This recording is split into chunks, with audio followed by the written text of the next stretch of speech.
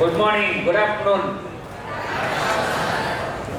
அது என்னன்னா நம்ம சிஏ வந்ததுக்கப்புறம் நம்மளுடைய குழந்தைத்தனத்தை மறக்கக்கூடாது. இல்லைங்களா? குழந்தைங்கலாம் பார்த்தீங்கன்னா எதை பார்த்தா ஜாலியோடைய வைப்ரேஷனாக இருக்கணும். அப்படியே இவங்கெல்லாம் 3 பேர் இந்த டாபிக்லாம் என்கிட்ட யாரும் பேசணும்னாக்கா நான் ஆல்மோஸ்ட் இப்படி ஆல்டர்னேட்டே எங்கேயாவது பேசிகிட்டு இருக்கோம். ஆக்சுவலாக இந்த டாபிக்லாம் கொடுத்தா நாங்களே டக்கடிச்சிருவோம்.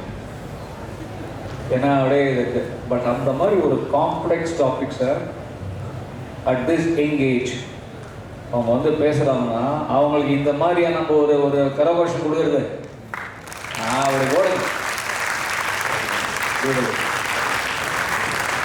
ஸோ இன்ஃபேக்ட் நான் இந்த சேர்மனுக்கு ஒத்துக்கிறதுக்கு மெயின் காரணம் தான் அட்லீஸ்ட் இந்த இதுலேருந்து I can know something out of it அப்படின்றது ஆக்சுவலாக. So a teacher is always a student. So today I am the student. As a chairman I don't want to take much of time because you are here to listen to them rather than me. In session taniya varumbodhu நம்ம கோல் பண்ணலாம். Anyway, I will do a concluding remarks for 5 to 10 minutes. But as all the stage is all yours. But first of all, we need to compliment them for accepting this very, very, very difficult topics to navigate. முதல்ல சொன்னது இதுக்காக சொல்ல இந்த digital dogs and இதெல்லாம் very very complex. First அதை புரிஞ்சுக்கிறதுக்கே நம்ம difficult ஆகும். அவனோட டாக்ஸேஷன்லாம் ரொம்ப டிஃபிகல்ட்டான விஷயம். First anything respect to how they talk accept பண்ணி பேசுறன்னு சொல்றதுக்கே we have to really give them a big hand. Over to the organizers, they can call in their own order.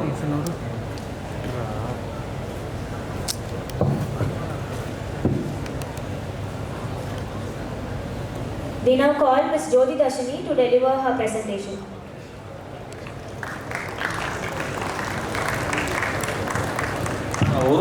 Think you and me, we all one way, one job, one salary, one form 60. But for the creators, it's completely different story. The same person on the same day can earn 5 to 6 type of income. The interesting part is each one is taxed differently. Let me show you 2 persons you already know. One who educates us, one who entertains us. Vijay Sidhu vlog, the vlogger. யார் எவ்வளோ video கூட பார்க்காம எல்லாமே like விடாமல் எல்லாமே பார்த்துருக்கீங்க. Super super. So every one loves it. Let me show you like how many streams you can earn from. Let's watch the same video differently, not as a tired viewer looking for a relief, but as a chartered accountant, entertainment fades, revenue stream lights up. First one, YouTube AdSense. A viewer watching the video. That the video places the ads. From the ads is earning the revenue. Second one, brand promotion. The payment received from the brand for the sponsored content, membership and viewer support, voluntary payment by the audience during the live streams. So one man, one blog, 3 different income streams. Now flip the coin. Vijay Sidhu, a vlogger, we used to watch for the relief. And Rachana Ranade, a product income and sold to the thousands of people. Second one, YouTube AdSense, same as how Vijay Sidhu earns from it. Third, merchandise, branded products and goods sold to a community. Here also 3 different income streams. By the way, this is very inclusive. Still there are more and more types of income they are earning. And our second chapter is income categorization. We have seen from how many ways creator earning the income, but where the income comes from doesn't mean what it legally is. I would call this as a first real fault line, because a same rupee can wear 2 different costumes. One we pick quietly decides the downstream. Means like deduction allowed, whether presumptive taxation is on table, and GST treatment. And next one, let me explain with this example. Meet Moto. IT company la work பண்றாங்க, அதுல இருந்து salary வருது, and free time la content create பண்ணி post பண்றாங்க. So brand pay him some amount. And second, Patlu, full time content creator, office, no salary, no regular income. Like இதுதான் அவங்களோட main stream. Now, for motor, it's a secondary and occasional income. So, is it would classify under income from other sources. For Patlu, it is a primary source of income. This is business, is old-time business. So, this should be classified under profit and gains from business or profession. And there is one more catch here.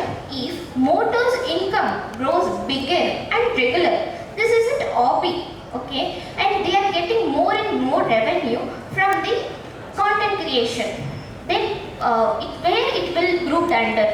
It is in the hands of assessee. They may in future be classified under PGBP. And உங்களுக்கு எல்லாத்துக்கும் ஒரு homework question. There is a TCS employee is earning from the from this employment is about 8+ lakh. And content create பண்றாங்க. Fortunately 2 video தான் போட்டுருக்காங்க, அது viral ஆயிடுச்சு. So அதிலிருந்து உங்களுக்கு வந்துட்டு more than 10 lakhs brand collaborations அந்த மாதிரி வருது. So tell me that 10 lakhs where you will classify it. Okay. Our next chapter and our next topic is the CBDT has announced for financial year 24-25 a profession code 16025. Means the influencer can make their own identity in ITR 3. For many years, creator casually filed their income under ITR 1 or everything tucked up under other sources. The door is officially closed. They must move to ITR 3 with full books or ITR 4 under presumptive taxation. And if they file any wrong form, the defective return notice under section 263 lands in their inboxes. And next, there is one more bigger controversy in this, by the way. Can ITR form decide your tax? Think of it. There is 2 sections under presumptive taxation. Section number 58, subsection 2, table serial number 1 and 2, and there is one more, table serial number 3. First one is for business. Profit is to be declared 6 to 8% of turnover profession. That means it quietly pushes the creator to follow the specified profession. But legally, there is no amendment, no circulate, and no notification on this, because creator still doesn't define under the specified profession. This would be heavily challenged and litigated one. And next topic is TDS for creators. Even when money is in their bank account, the tax has to be deducted in the name of TDS. But the question is, which section we will deduct? If a brand approaches you for promoting its goods, it is a professional arrangement. The law treats it as a professional fees. The TDS to be deducted at the section 393, subsection 1, table serial number 63. And if in case it was more contract driven, the same income falls under section 393, subsection 1, table serial number 61. Either this way, principle is same. But wait. Cash is only off the way, the other off is freebies. That was under section 393, subsection 1, table serial number 84. This is, I would call as a freebie minefield. Imagine some brand sends you a laptop for review. அதே மாதிரி அவங்க review எடுத்து போட்டுட்டாங்க. Okay? From the influencer point of view, gift. But from the tax department, it's called a perquisites. So in finance year 2022, they given one act which says short means TDS to be deducted if any perquisites or benefits received under in case of profession deducted at 10% on the fair market value. By the way, yaar TDS deduct pannu? By the side of brand, not by the side of influencer. Second scenario, கொடுத்த laptop review பண்ணிட்டு again நம்ம return பண்ணிட்டோம். It just we use this as a tool. We borrowed and we returned it. Under this, no TDS will be attracted, and you have to prove that I have returned it. And third scenario, நம்ம எல்லாம் பார்த்திருப்போம். Malaysia vlog, Singapore vlog, sponsored by X66 holidays. other related flight tickets, meals and hotel rooms. இது எல்லாமே we call it as a perquisites. And but for the valuation purpose, it's very straightforward. You have to take it as a fair market value. If the brand purchases it or mail it, you have to take purchase price or the price at which they sold to the customer. And second, next part is GST for creators. There is a myth I hear all the time. I'm just a content creator. GST doesn't apply to me. Let me bust that today. You're providing some service to a brand. That service attract 18% GST. But adala ore or relief irukku, you everyone will know because you can register once your turnover exceeds 20 lakh or 10 lakh in case of the specified special category states. Below it, it's clear. Above it's non-negotiable. And there is one more confusion between this. Take YouTube AdSense. It's a foreign income. You are providing service to the Google who sits outside India. Creator think it is a foreign income. GST doesn't apply to me. No, it's wrong. It's an export of services. Exports or services zero rated per means no GST on the income. But you can claim for the equipment used like camera and your old studio setup. But that zero rated supply comes with the cash. Because if you don't want to pay the GST upfront, you have to file letter of undertaking every financial year. If you miss it, you have to pay the GST upfront and you have to chase for the refund, interest and the cash blocked for the whole month. And this would be little tricky part, cross-border taxation. We are seeing, like, let's talk about the money that comes from outside India. Because the most of the creator, big part of the money comes from there. And one more simple question, when a foreign platform pays an Indian creator, who gets to tax that? Foreign platform, like foreign or Indian country? Answer is both. Yes, the creator would get confused. Take YouTube AdSense. It is a foreign income. It's just not a normal income. You put it under the ITR and forget it. It is a foreign income. It has certain rules. In that first rule is choosing your ITR form. Your foreign income belongs to ITR 3. If you're choosing for ITR 4, that is the first thing you have to fix it. And back to our question, who gets to tax it? First, US. Because YouTuber make every creator to file their US tax info. Because US withhold the tax on your US viewer earnings. Submit it and you can claim under India-US treaty. At the time if you have submitted, then withholding tax would be at the rate of 50%. If you forget it, it would be maximum 24 to 30%. In case of second would be the India. India taxed all the global income. The US paid that amount. That would be again taxable in India. But there is a relief under this. People can claim under foreign tax credit. Means the tax you already paid in US get knocked off your Indian tax. You shouldn't need to pay. There is certain steps you need to follow to avail this. Step number one, you have to show your return in ITR 3. And second, you show your foreign income in the schedule. Third, important, file form number 61. All this you have to done within due date. If it exceeds, credit vanish for the whole year. And the last part. So my takeaway, once upon a time smartphone was just a device, but now it is a business and it is the studio for many people. It's not my opinion, it's government opinion, because in Union Budget 26-27 they allocated 250 crore to create a content creator lab. The creator builds the brand, but the chartered accountant builds the business behind the brand. And content may be the king, but the compliance is the crown, and it is the chartered accountant who places that MAGUDAM. Thank you. We sincerely thank Ms. Jyoti for insightful presentation on taxation of influencer and digital creator. Your valuable contribution made this session informative and engaging. All the best for your future endeavors. Thank you. We now call Ms. Kavya M.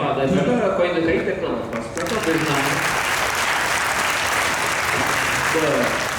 அந்த Rajinikanth photo cross border taxation மாதிரி தெரியல. நம்ம ஏதோ முதலமைச்சரை வந்து miss பண்ணிட்ட மாதிரி தெரிஞ்சது ஆக்சுவலாக.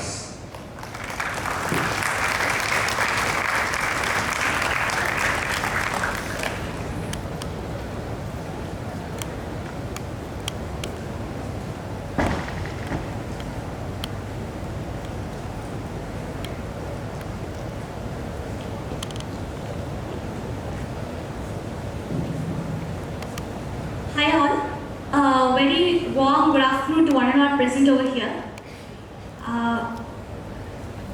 A very good afternoon.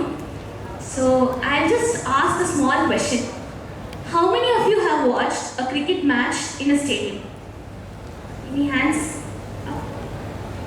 Okay, just for a moment, imagine we all are sitting in Shape of Stadium going to watch an exciting cricket match. The batsmen are all ready, padded up, the bowlers are practicing, the umpires are standing in their position, the whole crowd is excited and whistles are flying all over. Suddenly, an announcement pops up. The match is all set to begin, but we have not framed the rules for the match. What would be the plight? Just imagine. Would anyone like to watch such a match? How many overs is the match to be played for? Nobody has an idea. What is to be considered as a run out? It is not yet decided. And is 6 really worth 6 runs? No one knows it. When the game starts, even before the rule book is created, confusion is something which is going to be inevitable. And this is a scenario which the world has been facing for the past few years. A new financial game has started. Billions of people have joined. Billions are investing. Wealth and fortune is being created overnight. But the tax authorities, the regulators, and the professionals are still struggling to answer one question. How do we frame rules for a game that has already started and is being played? So that brings me to my topic, that is cryptocurrencies, the practical challenges and grey areas in taxation. I'm Kavya, a CA Finance student, currently pursuing my industrial trading from Zoho Corporation in Chennai in the GST taxation domain. I was also the former treasurer of the SICASA Managing Committee for the year 25-26. It's my utmost privilege to having been given the opportunity to present my research paper in MAGUDAM conference. Thank you, Salem SICASA team. So let's move into the topic. You see this 100 rupees note in my hand. We all will think it's just a currency note, but it has got a very fascinating story. Years long back, our ancestors were using the barter system, wherein goods were exchanged for goods. Later, there came the topic of coins. Later, these coins revolutionized into paper currencies. And this paper currency slowly evolved into the digital banking system. And now, hardly any of us carry cash in our hands. With a scan of a QR code and a tap on our mobile phones, we make transactions in seconds. So we see how money is always evolving alongside technology. And cryptocurrency is going to be the next phase in this evolution. So this word cryptocurrency is always confusing. We see it in headlines, in newspapers, in articles, but always we lack some clarity in it. So let's see what is this crypto all about. You saw this paper currency, right? It is something which I am holding, it is tangible and it has a physical presence. But this is not the case with crypto. It is something intangible and it is a purely virtual asset which is held in the digital wallets. Why do we respect this currency so much? It is because the government of India authorizes it as a legal tender and RBI regulates the activities of these currencies. But who authorizes or guides the activities of crypto? There is no one. That is the most fascinating thing in crypto. The cryptocurrency operates in a decentralized manner. Our regular currency is just like a school being run by one principal. But cryptocurrency is just like 1,000 class This is how it operates. The technology which it uses is known as the blockchain technology. This blockchain technology is just like a public ledger. Every transaction entered into is automatically recorded. Thousands of computers work behind this, and this thereby enhances the transparency. No one can alter these transactions very easily or even hack the systems. So this is what makes crypto very fascinating and also challenging from the perspective of taxation. So we saw what crypto is all about. Let's see how crypto has evolutionized in India, that is its journey in our country. Cryptocurrencies were initially introduced in the year 2008, but at that time it was a very niche concept. Only technology enthusiasts were highly engaged in it. Later, with a rise in the internet penetration and growing awareness, many Indian investors also started transacting in cryptocurrencies. But RBI had placed a ban because there is no central authority to govern these transactions. To reduce the risk of cyber frauds and crimes, RBI had placed a ban stating no one should transact in crypto. But in 2020, Supreme Court had asked RBI to remove this ban, and a landmark judgment was placed in the year 2022 under the Finance Act 2022, wherein cryptocurrency was formally brought in the Indian taxation purview under the head virtual digital assets. So we have got three provisions as of now in our country for these crypto assets as virtual digital assets. Every sale, exchange or transfer of crypto is taxed at a flat rate of 30%. 1% of TDS is deducted for every exchange or sale of cryptocurrencies. And there is no concept of set-off or carry-forward of losses in these cryptocurrencies. So it all seems straightforward. We have a tax rate, we have TDS provisions, we have rules for set-off or carry-forward. But what is the challenge then? That is where the core of my research paper lies in. Let's understand this through an example. We have Arjun, a software engineer, who owns few units of bitcoins worth 1 lakh rupees. Few days later, it raises to 2 lakh rupees. And he exchanges these bitcoins for another type of cryptocurrency, famously known as Ethereum. So many questions just keeps popping in our head. Now, since he has got a raise in the market value, is he earning any income? Is any cash coming into his account? Is this transaction a taxable one? Suppose he is exchanging these for units of Ethereum. So he has exchanged it, but is this transaction going to be taxable one? Suppose he sells these unit of bitcoins to a person sitting in Japan. Imagine that which country has got the right to tax this. So these are certain ambiguities and practical challenges and untouched grey areas in the taxation of crypto. Let us look at them one by one. The first challenge is lack of a legal clarity. You saw the 100 rupees note I hold is a currency. If I hold a gold coin, you know it is a gold which I am having. A share certificate is a security certificate which I am having. But how do I classify crypto? Is it a currency or a commodity or a security, or is it an entirely new class of asset? There is a lack of legal classification for these cryptocurrencies. And as chartered accounting students, we know how important it is to understand the nature of things before we ensure the taxation provisions come up for this. So this is a major challenge. The second one is the transaction tracking. In a formal banking system, the transactions are properly trackable. That is, we know the sender details, receiver details, the timing, everything is recorded in the service. But how do we transact or understand the transaction trail in case of cryptos? Because cryptos operate through multiple platforms. But people can have their private digital wallets. They may operate through Indian exchanges, or they may even operate through foreign platforms. They may even sell it to other persons sitting in foreign countries. So, firstly, understanding the transaction trail in cryptocurrency is very difficult, and something which cannot be traced properly cannot be taxed effectively. The third major challenge is the cross-border issues and issues with respect to jurisdiction. As we saw, crypto is something borderless. It does not have any limits. People across the globe transact in cryptocurrencies. And we took the example of Arjun. He is selling his units of Bitcoin to a person sitting in Japan. So questions pop up. Which country has got the right to tax this income? Are there any provisions to ensure the compliance of FEMA? How about the provisions with respect to double taxation avoidance agreement?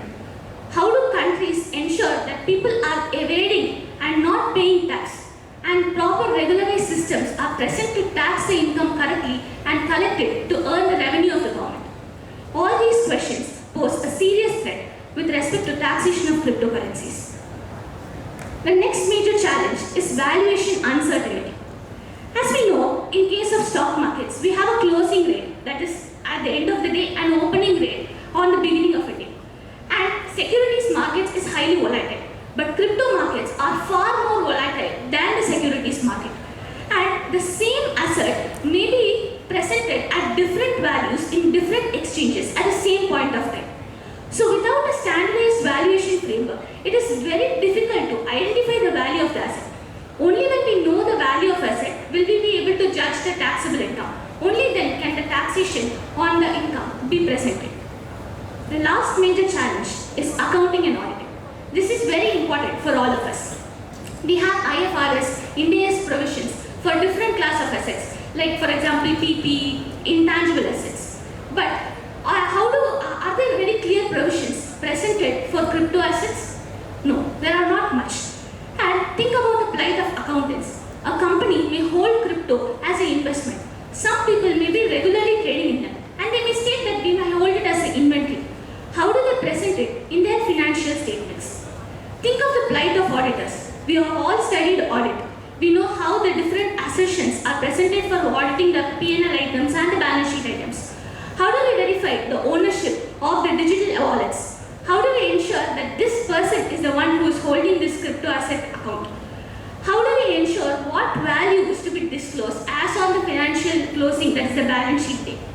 So these are the major challenges in the taxation of crypto. There are even more challenges, but every problem doesn't leave a solution. So certain reforms are also present.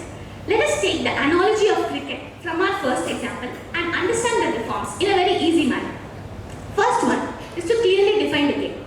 Every person who is playing a match must know whether he is playing a test match or a ODI or he is playing a T20 match. Only then he will be able to provide his proper inputs towards the match.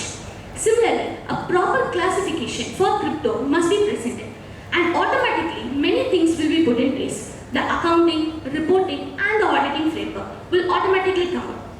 The second one is making a scoreboard which is very transparent. We see in a cricket match the scores, the players who are playing on the field, the bowlers, the run rate, the wickets, the number of overs which have been completed are all present.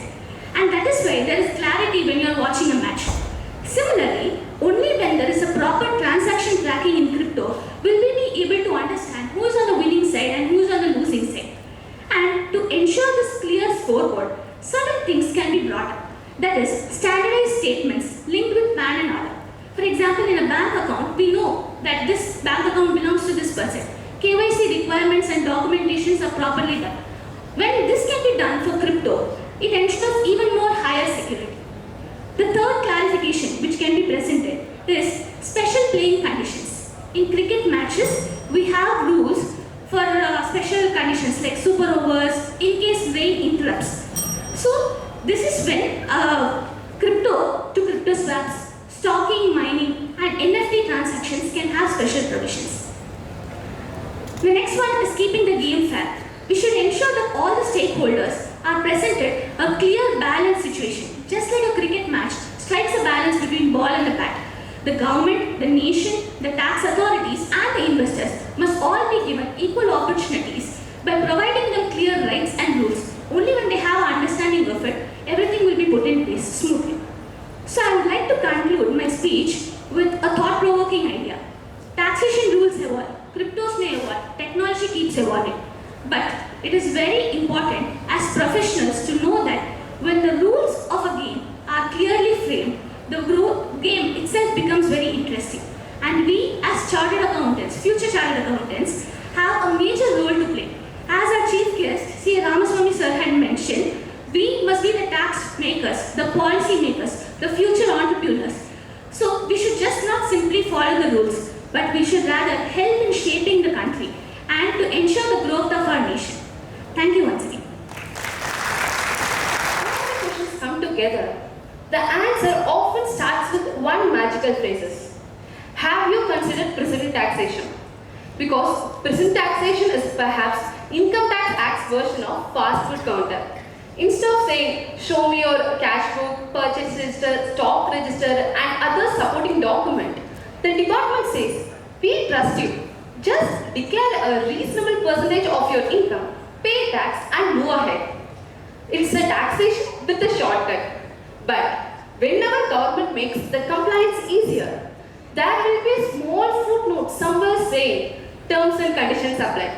Welcome to Present Taxation 2.0. I am Prima Hidayatullah from Unversed Audit firm Coimbatore. So today, let us understand the concept of Presumptive Taxation 2.0, what's changed and who really benefits. So, let's see what are the changes happened. The Presumptive Taxation 2.0. So, before we dive into changes, let's understand the concept of philosophy that India has more than 6 crores of MSMEs. Most of them are small trade businesses like small grocery shop and there is small contractors, freelance designers. Expecting each one of them to maintain the detailed books of account is quite overwhelming, right? Making them to perform tax audit, prepare financial statement. So that's why the government has introduced the concept of presumptive taxation. But why call it presumptive taxation 2.0? Because whatever we studied, the scheme we studied is no longer the same. It has evolved. The threshold limits have changed. Digital transactions have increased. And our role has been changed. So, present taxation, it's not just present taxation, it's presumptive taxation version 2.0. So, let's, before I enter into the section, let's see the 3 stars of today's section. Under Income Tax Act 1961, they comes under the section of 44 AD, ADA and AE. But under Income Tax Act 2025, they comes under one single section, under 58. Section 44 AD. This is a favorite child of small businesses like retail traders, wholesalers, manufacturers. And for them, every small trader maintaining a detailed books is quite difficult, right?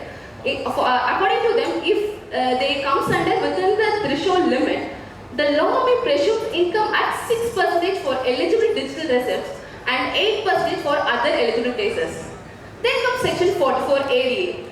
This section tells professionals, stop worrying about this electricity bills and your internet charges. So you just can declare up to minimum 50% of your gross asset as income. So this, although knowing CAs, we probably still maintain an exemption just for our own satisfaction. Then comes section 44A. This is for the transporters of a family, where owning up to 10 goods carriage. For them, for heavy good vehicle, the law presumes income at 1000 per ton of gross vehicle weight per month or part of month. For other vehicle, it is 7500 per vehicle per month or part of the month. Let's see what are the major changes that has been brought in this presumptive taxation. First, it is the 95% digital receipt, a game changer. Earlier, cash was the king. Today, UPI is the king.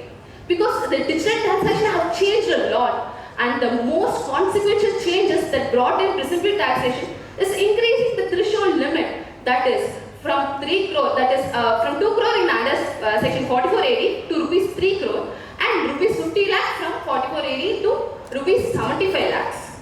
So what is the government objective behind the increasing such a digital receipts? Like increasing transparency, reducing black money and also increasing the banking channel. The message from the amendment is very clear here. Less the cash, more the benefit. Even today, roadside tea stalls are proudly displaying UPI is accepted here. What are the other changes? Next, it is a lock-in mechanism. One of the anti-abuse provision under section 44AD is the lock-in mechanism. Why this section was brought? Because people started using the section selectively, that they would declare presumptive taxation during the high profit year, switch back to normal provision during the low profit year, and then switch back to a presumptive scheme. So they are using for their own convenience. This this lock-in mechanism ensures consistency and prevents from manipulation.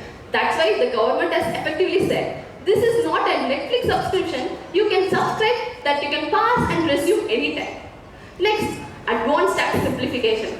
One of the most practicable use of this present taxation is the simplified advanced tax obligation.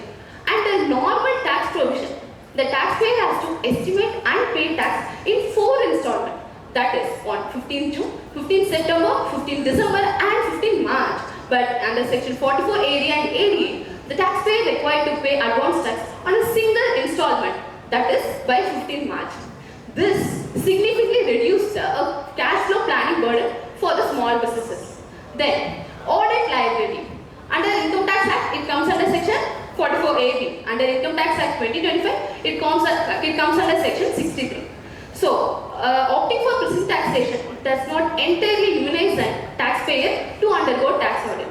That if a person opting for present taxation under 44 AD or ADA and he decides to declare income lower than the deemed rate, then he required to get his book audited under section 44 AB or section 63. So this section ensures that people get all the books are audited. Then as we see, the present taxation has its own benefit. Like when we hear it sounds beneficial, but who really benefits from this? Is it the taxpayer? Is it government? Or is it chartered accountant? The answer is all three. Because for different reasons, let's see what are the reasons. For small businesses, undoubtedly the first and foremost beneficiaries are the small businesses. Because the benefits include like lower compliance burden, lower operating costs, lower litigations, and there are other many benefits included for them.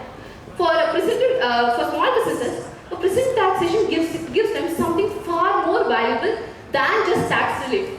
You know what? A peace of mind. Sometimes compliance relief is worth more than the tax relief. Next comes the government.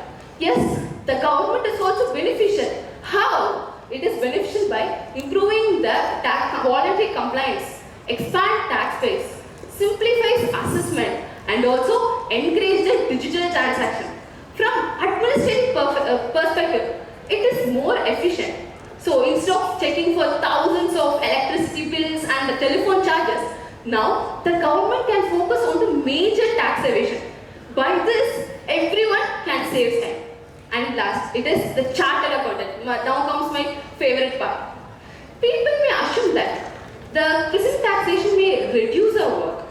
I respectfully disagree. Earlier, the client paid us to prepare books, but today they pay us to make decisions. Yes, AI can calculate tax at 6 or 8% and software will still file return. But the software will not determine whether should this client offer present taxation. That's where our professional judgment begins. Our profession is moving from compliance to consulting. Hence, in reality, our advisory service increases, eligibility compliance becomes important, and corporate gains relevance here. So, every medicine has its own side effects. Every tax scheme has its own limitation, and present taxation is not an exception here. Take an LLP for an example. Today, many small entrepreneurs are choosing LLP structure because of its flexibility and limited liability. Yet, despite being a small business in every practical sense, people that LLP does not come under the scope of section 44 AD and ADA. The irony is that the business may eligible in terms of size, but it becomes ineligible just because of its legal structure. The exception doesn't end there. A non-resident professional who is earning income in India may expect the same simplicity, but only to discover that section 44 AD and ADA are only exclusively available for the residents. What are the other things?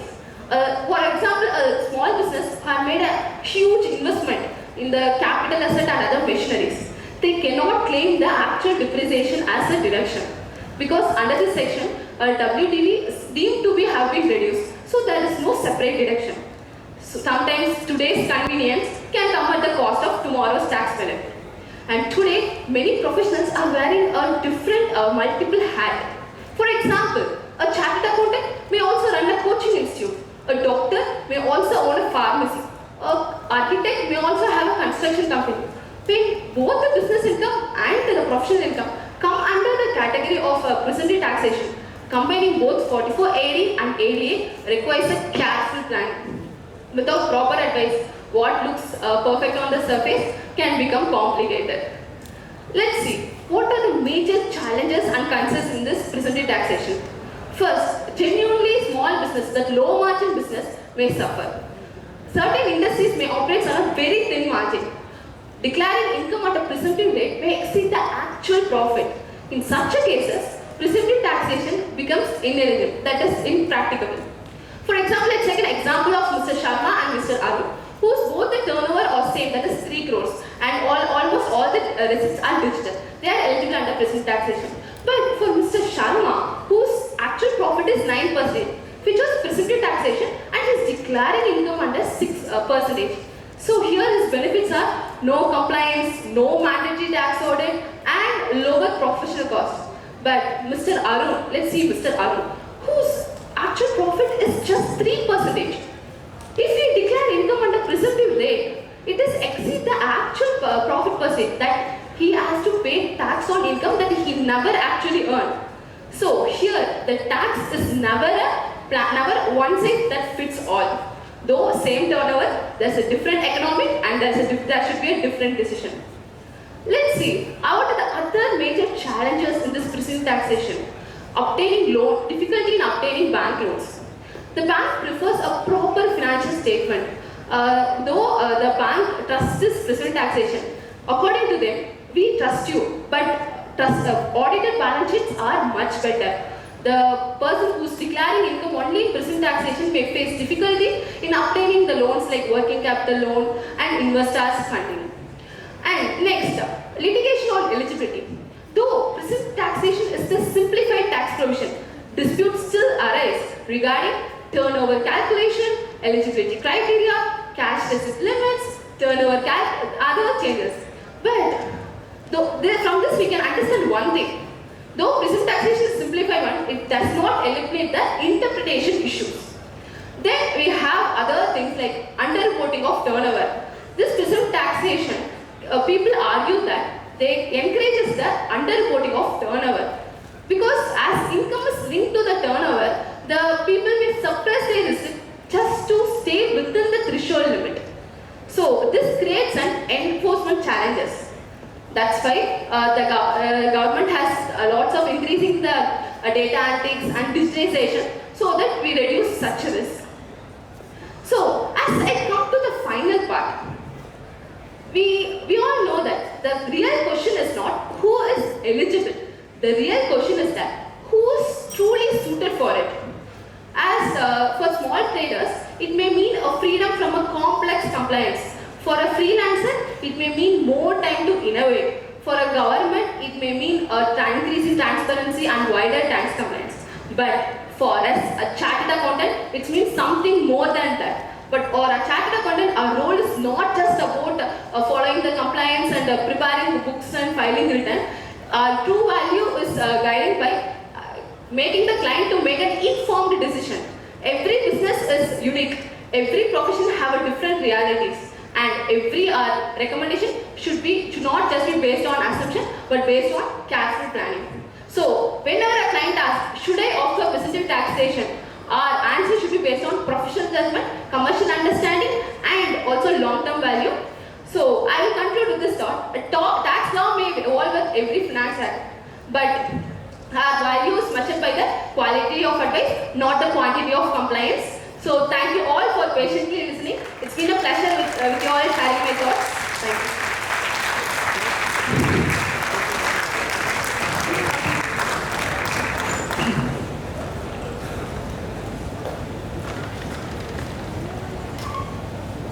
you. Be careful while entering into it. The finance minister herself has clarified, just because we are taxing it doesn't mean it is legal. Though we may say Supreme Court, all those things, the clarity on that is still not there. There are many sites, in fact, one of my close relatives, the website itself is gone. She was counting a huge income on app. Today that app itself, she is not able to see.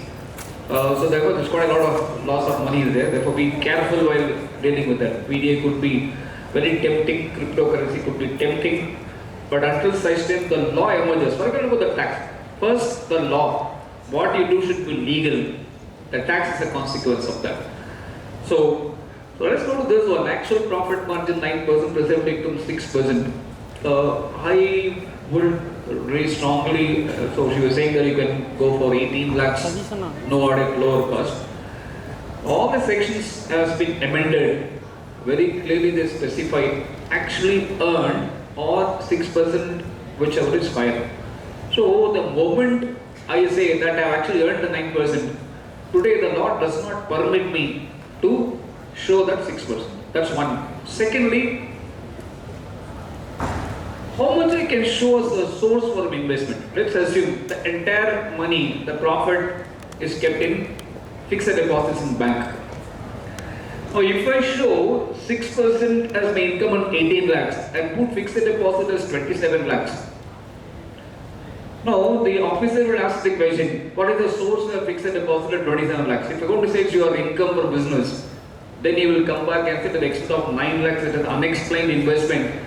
Though the tax rate for this unexplained credit have been reduced from 60 to 30%, you also have a 200%. The penalty has also been increased and it's been, if you don't want to go on an appeal, so you have to pay a penalty and then get out. So therefore, she was mentioning that tax planning is one size, but in presumptive income, you must be aware of, or else you just get yourself aware of this idea. They have tightened the reporting to such an extent, you cannot get away with put 6% at all. It's not, therefore, it's an eye-opening discussion, but take your auditor's consent before doing something.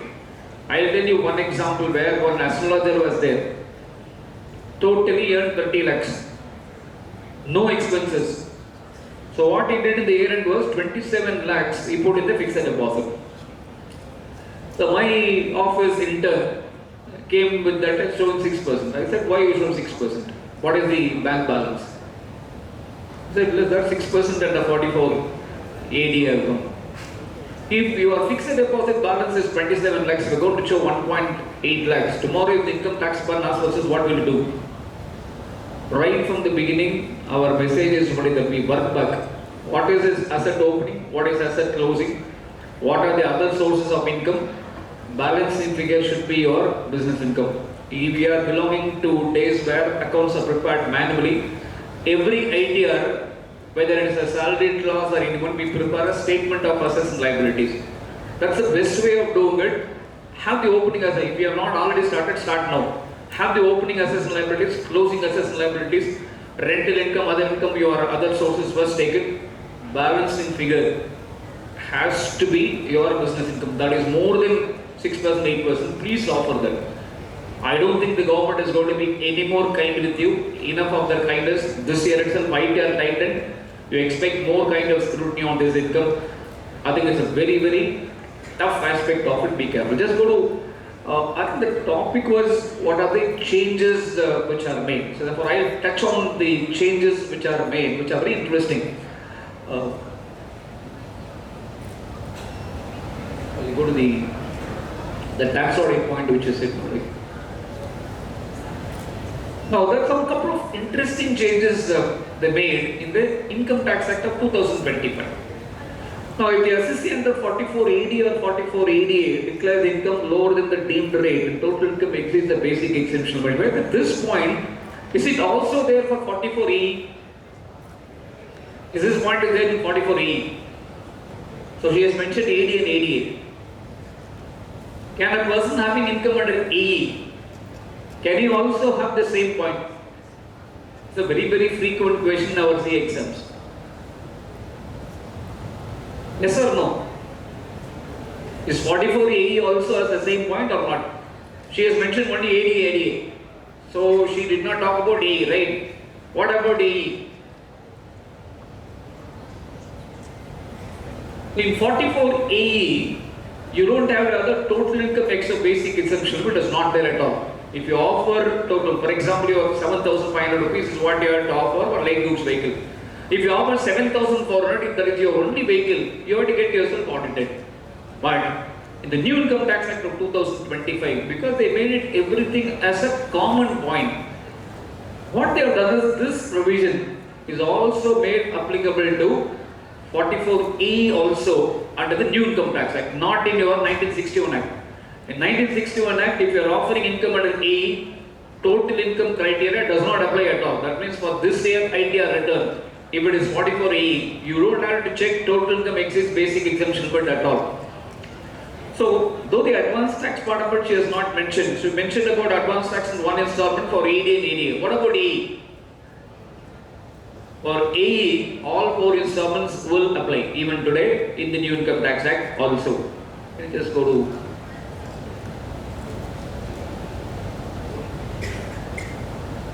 so apart from this very interesting change, with that I will conclude on the presumptive income part of it. Why I'm spending a little bit more time on this, because anywhere, even in Chennai, especially in Salem and all, presumptive income is a tool which we must employ, no doubt about it. Now the tax audit point in the new income tax act is common for all the 3 sections, which comes under section 58, you link it with section 63. 63(2), which is the tax audit provisions. Now there was a perfect alignment between 44AB and presumptive income, but that alignment is missing in the new income tax act. So in the new income tax act, tax audit is required only when under 63(2), if the presumptive income offered is lower and total income exceeds basic exemption, but they say tax audit is required. But in 58 itself, presumptive income, you have section 58 subsection 7. Now 58(7) says, if you are going to be opted out of the scheme, I don't know how many of you were watching about that particular point. The first prerequisite for opting out is you must have offered income in any of the years under presumptive income. If you have never gone for presumptive income, the question of you checking out does not arise at all. I have already offered 6% for 1 year. Next 5 years, I have moved out of it, then compulsorily I cut out. One very important point. In the 1961 Act, already 5 years is over. Right? 2025 Act has started from 1/4/2026. Now, how should I do it? Is new income tax act as the first year, or let's assume for a moment, last 6 years, I have been offering 1 year presumptive income. What is the section says? 1 year are offered, next 5 years you don't come out. Let's assume 6 years I have offered 1 year presumptive income. 7th year if I offer lower, I cannot be checked out, right? That's what they say. Year 1 I offer presumptive income. Next 5 years I don't offer presumptive income. Assume I offer the next 5 years presumptive income. 1 plus 5 6 and presumptive income. Will I be checked out? No. Now what happens if already 6 years is over before the commencement of the new income tax act? Should new income tax act 2025 be started the first year, or I have already been 6 years, I will not be governed by 58(7) or not? So these are some very interesting issues. I'm sure the chairman is just trying to really stare at me. Sir, I told very cautious to 5-10 minutes only you keep talking, but only one point on what she was talking about. She talked about the laptop that is retained. TDS will apply. One very important point you must note. Let's assume the laptop is worth 1 lakh. How much is the TDS? Is it 10% of 1 lakh or what? So you have to be slightly careful to that, because in Income Tax Act you have a section called 195A. So 195A is a very popular section which talks about grossing up. Suppose if normally 100 rupees, 10 rupees TDS, 90 rupees. That's what you're going to pay, right? Now, in the final amount of, if I give laptop worth 1 lakh, if it is given, I take it as 90, which is a lot more easier. If the laptop is worth 90,000 is given to the influencer and if he retails it, that 90,000 will not be taken as 100. The 90,000 will be taken only as 90. That means your TDS is not 10% of 90. It should be 90,000 to 10 by 90. It should be 10,000. Therefore, when you are advising on 194 R, you have to also apply the grossing up principle, which is also there in the board circular also. The 2 circulars are there, board circular 12 and 18, which gives a detailed discussion of that. Not only chairman is also looking at, even my flight time is also in the edge now. Thank you for the opportunity. So I really thank the entire SARC and also Madam. In fact, I requested her, why don't you book the train in the morning? She said it's a very tight for this because I came back only at night 11 o'clock. It's very difficult for me to catch the immediate train. She obliged. Thank you, Madam. Thank for all the efforts. So it's been a privilege and honor to be here as a part of it. And I once again appreciate the brilliance of all the three. One thing is sure, I am very, very happy I did not do my CA while these people are doing CA. That's the best way to conclude their wonderful, wonderful presentation. Amazing. I learned a lot. Thank you.